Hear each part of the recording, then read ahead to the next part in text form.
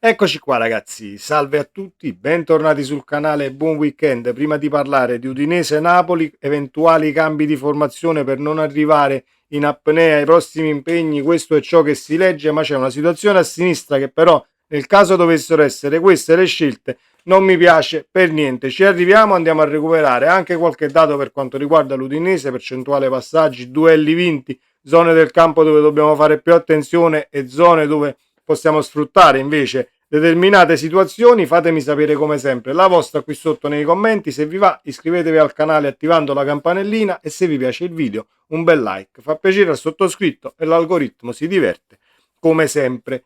Partiamo da una situazione immediata. Perché non schierarlo titolare Vergara? Massimo Ugolini era collegato da Castelvolturno e dice: deciderà Conte, ma è ovvio che dopo la sconfitta in Champions la condizione fisica di alcuni titolarissimi ha mostrato deficit evidenti e quindi ci sarà un minimo di turnover.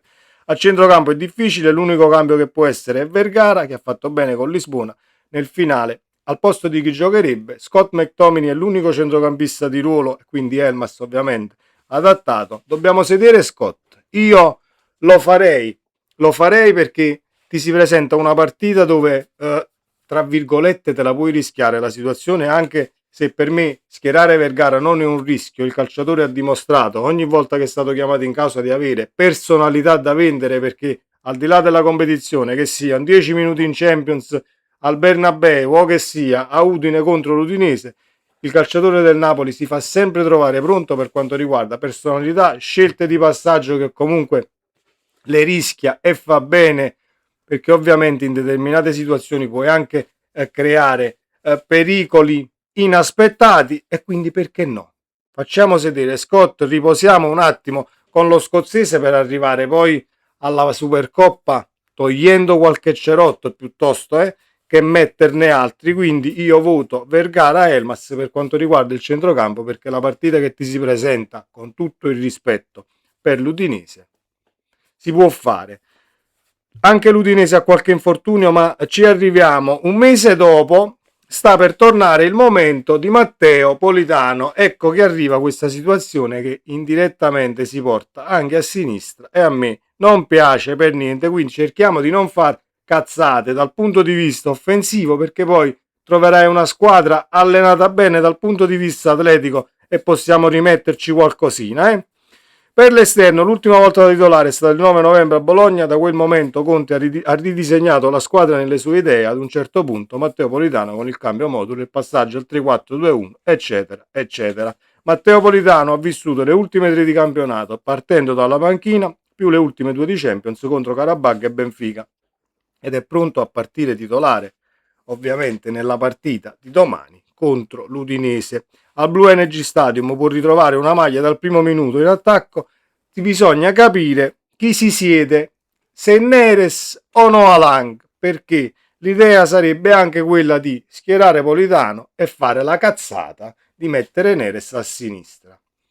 Perché la cazzata? Perché in primis Neres a sinistra non l'abbiamo visto solo noi e non è successo solo ieri. È una situazione che viviamo da sempre, da quando Neres è a Napoli. A sinistra lo perdi praticamente del tutto, al di là che dietro ci puoi mettere Gutierrez, Spinazzola, Olivera, eccetera, eccetera. Quindi perché spostare Neres a sinistra? Rischiando poi Neres, perché se deve rifiatare qualcuno, tra i due trequartisti io farei rifiatare sicuramente Neres, perché no Lang dal punto di vista fisico forse mi sembra anche un tantino più integro e meno di cristallo rispetto al brasiliano. Punto primo. Punto secondo, crei di nuovo quella sorta di malcontento in Noah Lang, perché dici: perché devo sedermi io che sono, ovviamente posso essere il titolare nella tre quarti di sinistra, e devi spostare Neres? E ci sta tutta anche questa situazione dal punto di vista personale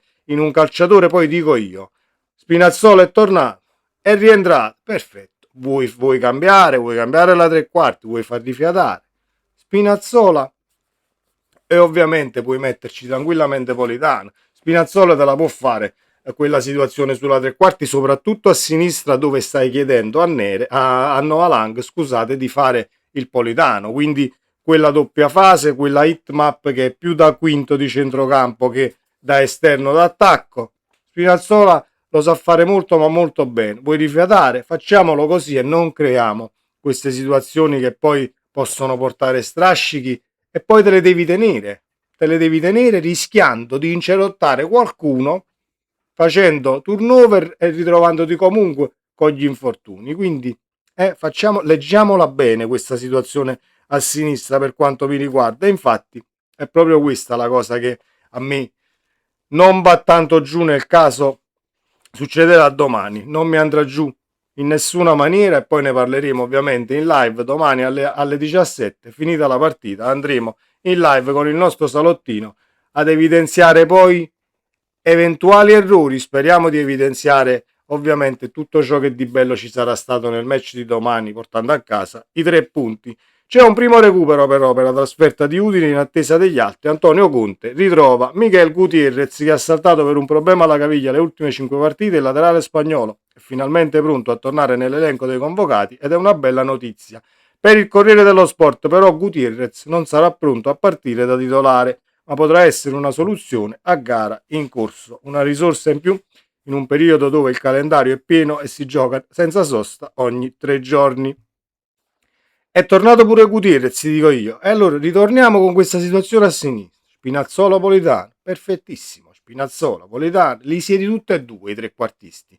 Si mette male, devi recuperare al limite un gol di svantaggio, la situazione è bloccata sullo 0-0 e vuoi dare una svolta 1 contro 1. Perfetto.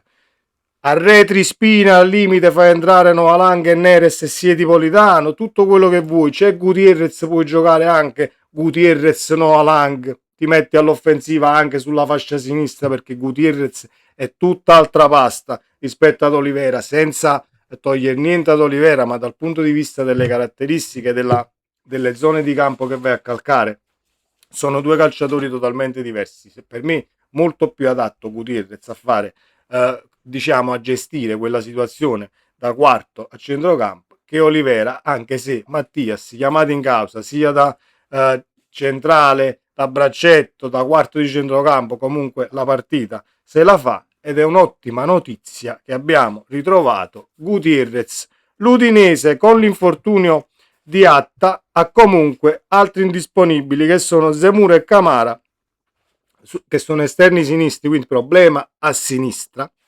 Quindi c'è un problema per l'Udinese sulla fascia sinistra dove noi possiamo fare qualcosina in più perché loro non hanno cambi. Di Lorenzo giocherà a destra a quanto pare e giocherà Politano, quindi mi auguro che il Napoli riesca a sfruttarla questa situazione, questa condizione sfavorevole in casa bianconera sponda Udine, perché gli altri, quelli là di Torino, sono ancora più antipatici. Detto questo, 14 partite giocate, 15 gol segnati, 22 gol subiti. È una squadra che il gol lo subisce, quindi noi dobbiamo approcciare non come abbiamo fatto col Benfica, lasciando il pallino del gioco alla squadra di casa, in questo caso l'Udinese, ma mettendo le cose in chiaro. 1,1 gol a partita, il 9% di percentuale realizzativa molto bassa, 2 rigori realizzati, 0 gol su calci di punizione. Dei 15 gol, attenzione, 14 arrivano da dentro l'area di rigore, 1 da fuori. Quindi massima attenzione dentro l'area, ma non perché l'Udinese diciamo effettua passaggi nell'area di rigore, perché le percentuali di passaggi effettuati in area di rigore sono molto basse, così come è molto più alta la percentuale di passaggi realizzati nella loro metà campo che nella metà campo avversaria. Quindi sono molto dal punto di vista offensivo, quando si riversano in avanti cercano di fare tutto e subito, facendo entrare palloni in aria dagli esterni o magari sulla tre quarti c'è un pallone in bucata senza andarsi a creare situazioni in area di uno contro uno, oppure devi triangolare in area di rigore. Non succede molto spesso ed è una squadra che non predilige i tocchi in area di rigore, lo dicono percentuali e numeri. Possesso palla 47,9% di media, precisione di passaggi generale l'81%, che non è male, ed ecco che i dati che stavo sviscerando poc'anzi: precisi nella propria metà campo il 90,4%, precisi nella metà campo avversaria 68%, molto più bassa la percentuale di precisione nella metà campo avversaria, più del 52% di precisione di palle lunghe e l'accuratezza nei cross che è intorno al 22%. L'accuratezza nei cross, ecco, diciamo che è un neo anche in casa Napoli, anche se stiamo migliorando per calci d'angolo e cross, ma dipende a chi fai giocare sulla tre quarti, perché poi vedremo domani, nel caso di Napolitano, tra cross e calci d'angolo, chi li va a tirare e come vengono messi in area di rigore i duelli. E concludiamo: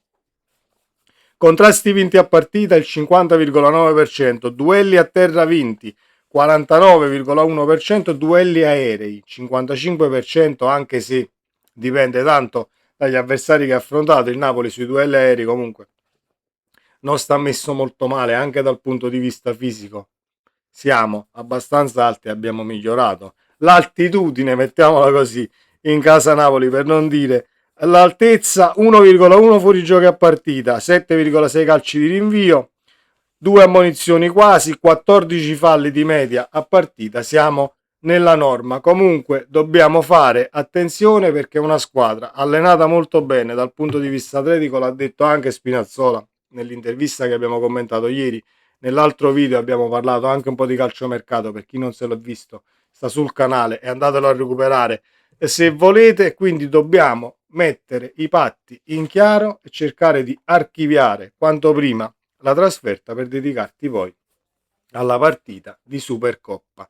Io non voglio incerottare più nessuno, quindi leggiamo bene, carissimo Antonio, ti voglio bene, leggiamo come si deve questa situazione a sinistra e facciamo sedere Scott McTominay, perché Vergara ce l'ha e possiamo farlo partire titolare, altrimenti possiamo rimetterci qualche altro pezzo. Il turnover, se si può parlare di turnover, non si può parlare di turnover perché sono pochissimi cambi, vista anche la lunghezza della panchina che hai.